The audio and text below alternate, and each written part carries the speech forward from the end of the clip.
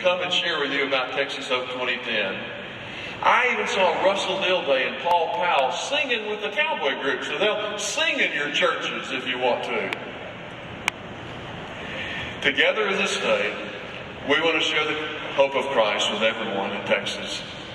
In just a moment, the choir will sing, "Will You Be the One?" And we're going to ask you to go around the building to places where you see these posters. And if you will make a commitment yourself to being one of those who will commit to being a part in Texas Hope 2010, we're just going to ask you to sign that poster. Just as we'll be doing that here at the platform, you'll be going around the arena and signing those posters. After you've signed, we want you just to cluster together there and perhaps pray silently or pray together.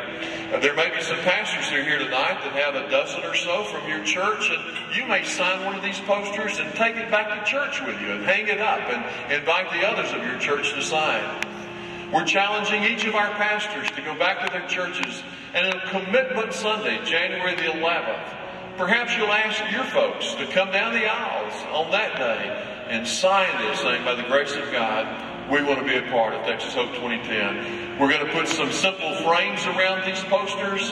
We're going to take them with us to the Hispanic Convention, to the African American Fellowship, and the other events of Texas Baptist during this next year as an indication. It will take all of us, by the grace of God, to share the hope of Christ with everyone in Texas.